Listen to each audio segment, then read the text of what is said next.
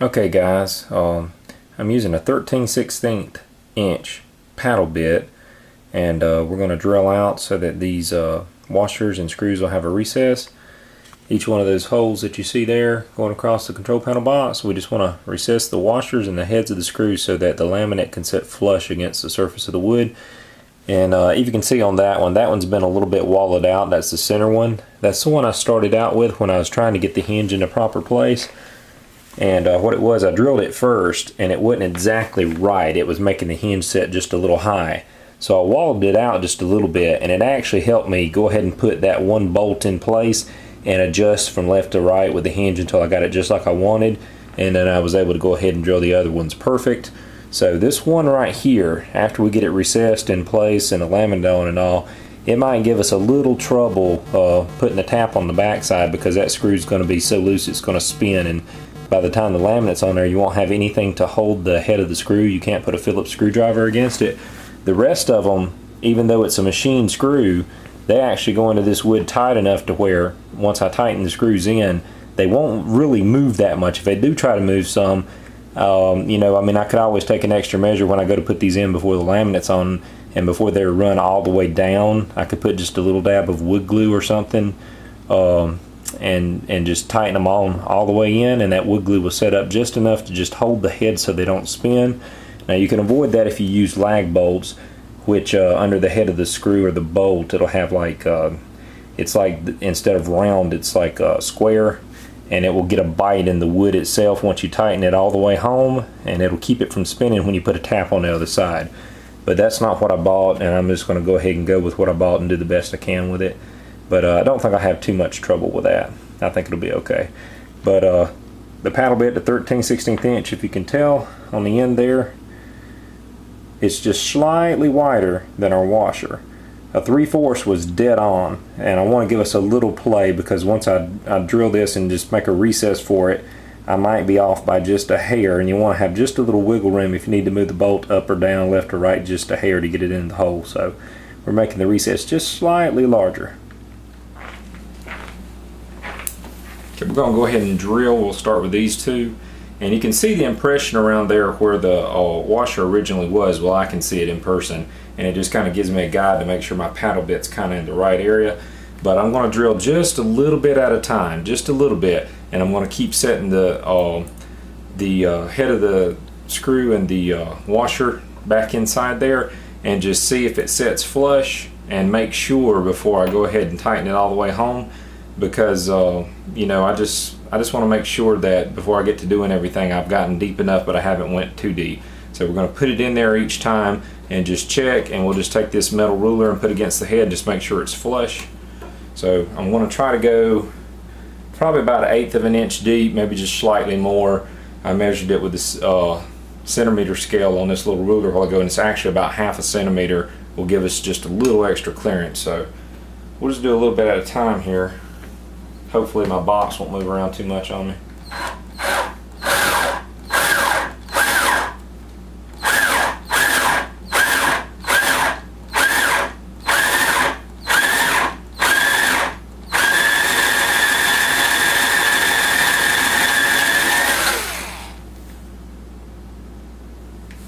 And you can pretty much see, you can do something like, you can take the washer and set it down in there and see. You'll see when you got clearance. Like, that's just a perfect amount for just the washer. It's barely over the depth of the washer, and you can see how it just kind of hides it there a little bit, so that when you put laminate over there, that would not stick up and cause any problems.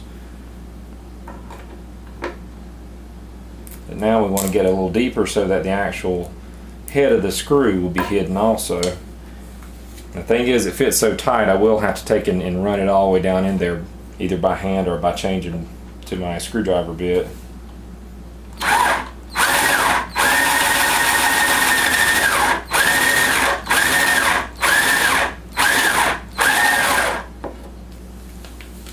I'm gonna get my vacuum right quick, just clean this up a little.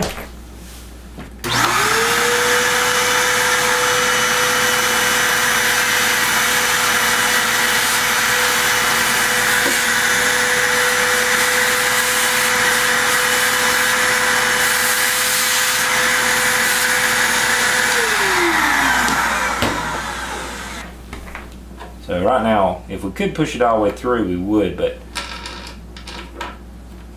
it's not going to happen. We're going to have to take the driver. And I'll just switch bits right quick.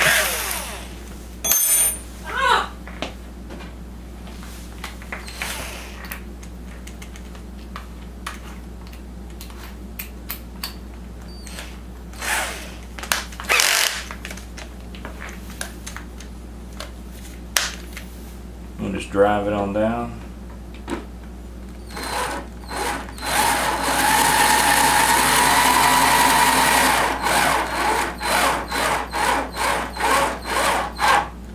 There it goes. Gets a bite. Now we'll set this flat edge of the metal ruler against there and see how it sets flush. Okay, you can see it's a little high. See, it's setting high and it's bouncing out and back, so we still need to go a little deeper.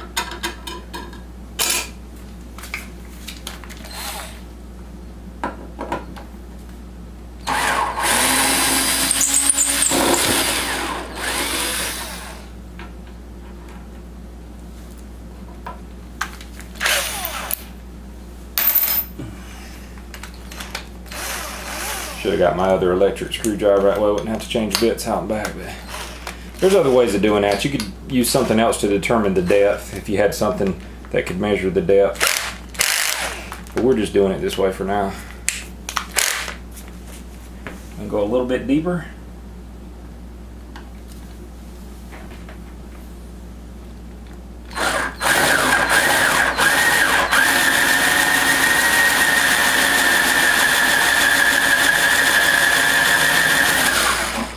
Okay, let's try that.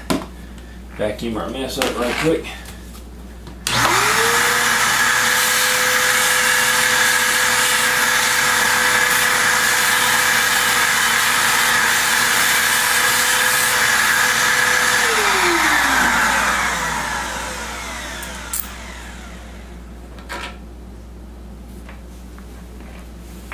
Switch bits.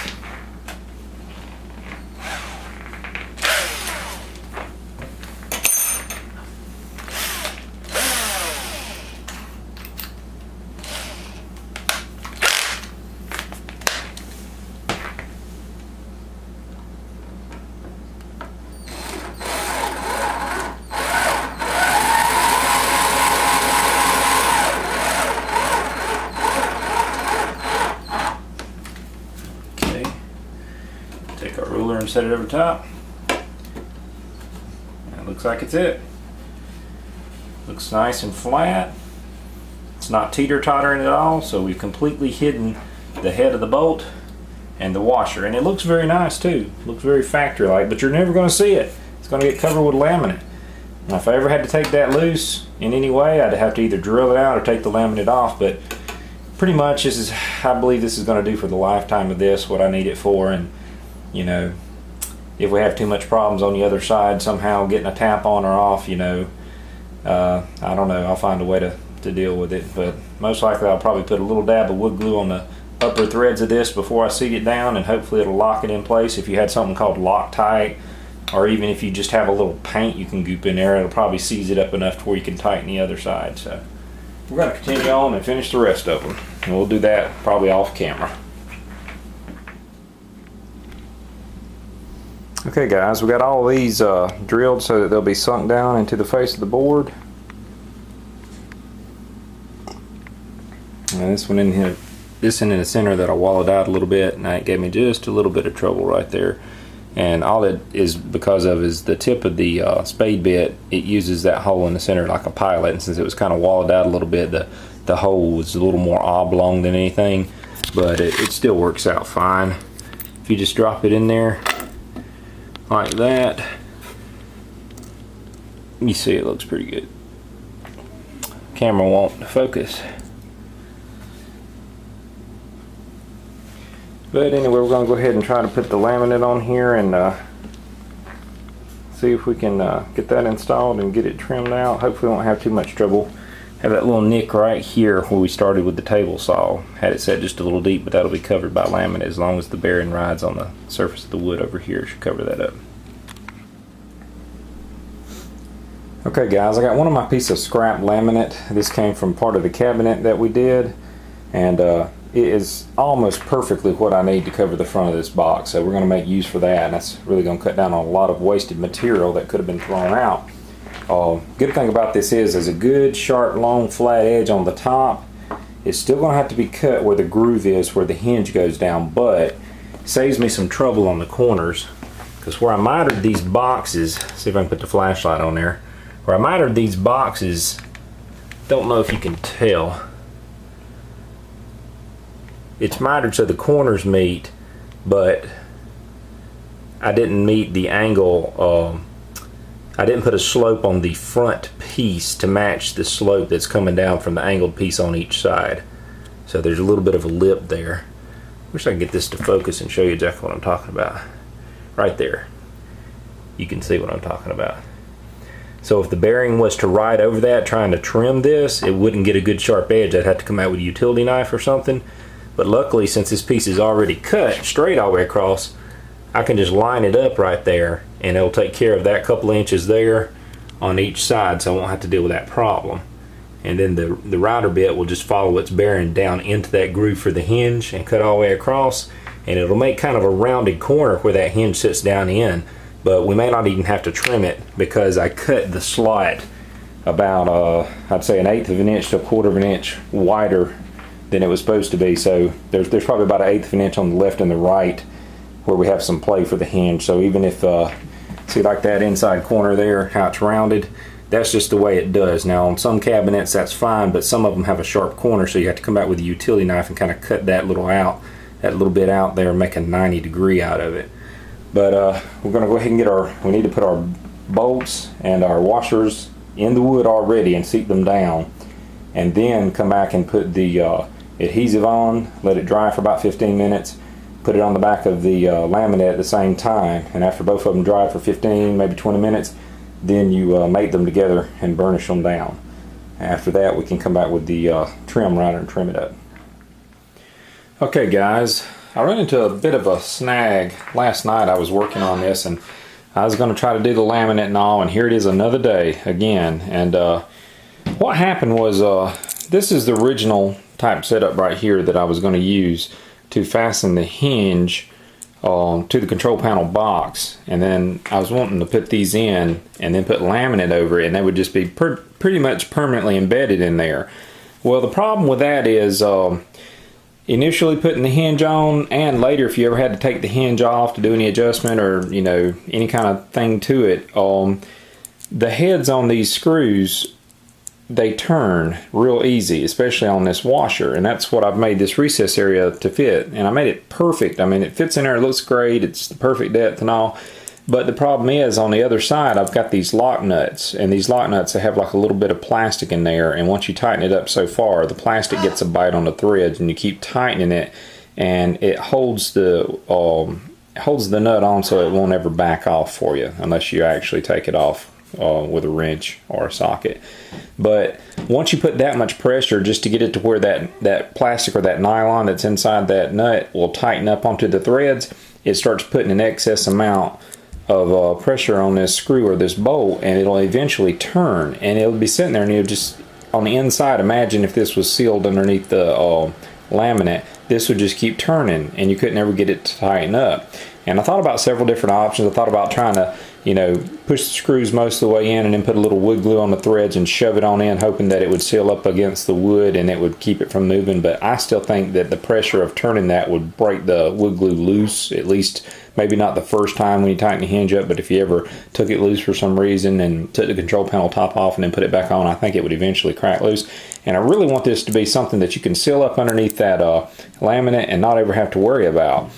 So I got to thinking about options, and these T-nuts with the black Allen bolts that I got for the joysticks, they're actually the right thread on the inside of the T-nuts to accept these silver screws that I bought, or these small bolts. They will accept those. And I got to thinking, I said, well, I could put a T-nut here in these recesses and just tap it in, because I have those, they get a bite, they got these little teeth on them, and you would tap it in, and then instead of putting the screw in from this side, put it in from the opposite side, to hold the hinge on. And that sounded like a great idea, and I thought about doing that. Then I got to measuring, and I seen that the threads, you know, originally I wasn't going to worry because they was going to go into the inside of the box, and as long as they didn't hit the housing for the trackball, I was fine for clearance. Well, when you reverse it around, the threads, they come out so far that they're going to be poking through the veneer or the laminate.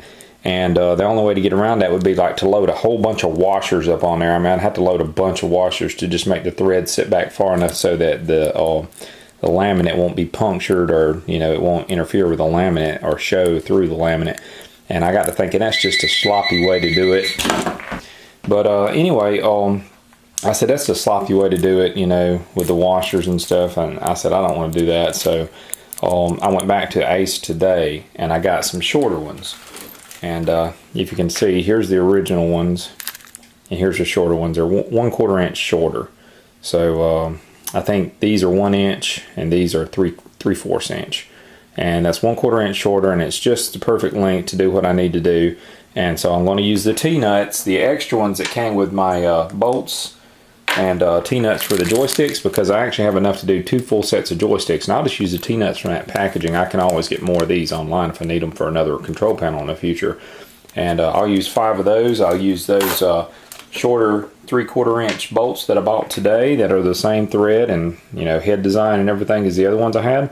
And I'll just put the other stuff up. I'll use it eventually in the future. And something I also picked up today, I had 4 of these big bolts, and I had some washers to fit them that came with a bracket that I used to mount my big screen or big flat panel 55-inch LCD television in the living room. And it had all kinds of bolts for, you know, I guess different types of mounts and different depths. And I just had all these left over, and I said, well, I want to use these. So I had some washers and I had some bolts, but they're metric, and I didn't have any nuts to fit them. So while I was at Ace, I got some nuts to fit them, and I was going to use 4 of these to bolt the control panel to the control panel. It's like the piece of wood that is mounted right there where the control panel sits on. There's a gray piece of wood underneath there. I'm not going to pick it up right now, but you guys have seen it in the videos. And I'm just going to drill through the control panel when I have it in its permanent spot and straight through that piece of wood underneath. And this will bolt down through there and you know, bolt it in place. And I got to thinking then, I mean, I was picking these nuts up. They were like 33 cents a piece. And I said, well, you know, I done had the guy help me find them, and I wrote them on a small thing. In that Ace store, it's like it's kind of an honor system. You pick up a little bag and you write on marker, you know, what kind of little parts you pick out of these bins. You just write down the quantity and the price.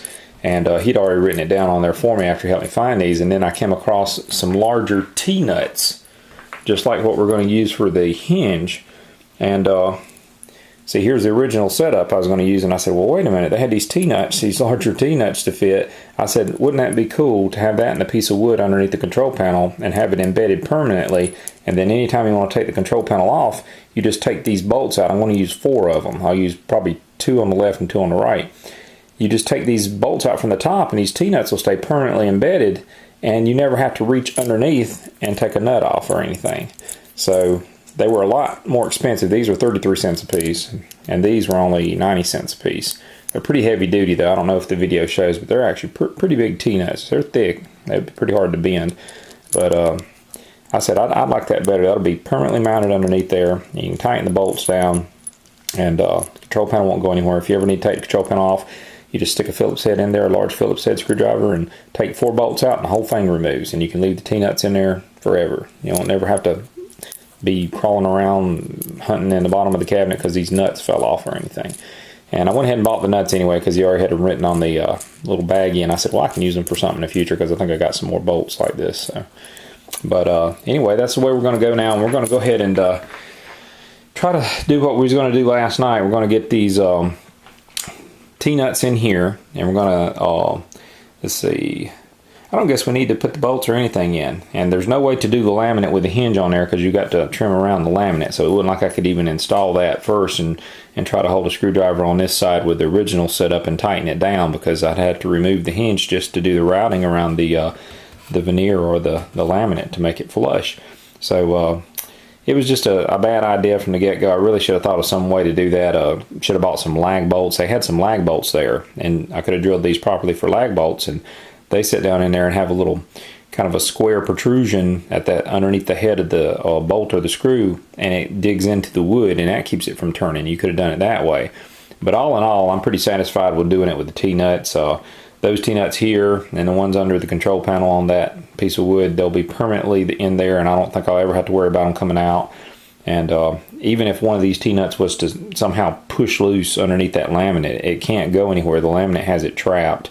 And as long as it doesn't move around much, you would still be able to thread a bolt in from the other side. But once you tap them into this plywood, those teeth get a good bite on there. I don't think they're going anywhere. They should be in there permanently. The only thing I don't like is that, let's see, where's my T-nut? There it is. This T-nut right here, the recess I made, that T-nut is not as big as that washer, if you can see. The T-nut is nowhere near as large as that washer, so I made a recess that was larger than 3/4 of an inch. I think it was, I don't know, it seemed like it was 9/16 or something, I don't know. I think that's the bit size. I got 9/16. It might, well, no, it was bigger than that. I can't remember the size, but anyway, it just wasn't required to be that big. I took out a little more wood than I need now, but it's still going to be fine, you know. It just leaves a little larger space around the T-nut, so everything will be covered. You'll never notice that, and still work out pretty good. So, been rambling on for 9 minutes, so I want to go ahead and cut from here. I want to get these T-nuts installed and everything and get ready to do the laminate. Okay guys, I went ahead and installed the T-nuts, and I just went ahead and put the hinge on just to make sure I had everything lined up properly, because you don't want to get those T-nuts, you know, all the way down into the wood and then have a couple of your bolts or your screws not align well, and then you'd have to somehow tap them out. And if I waited till I'd done this and then put the laminate on, I'd just be kind of screwed. But went ahead and lined it all up, made sure all my bolts went through and the hinge was in position pretty good, and really looks awesome. Turned out even better than I thought. So it looks pretty factory there.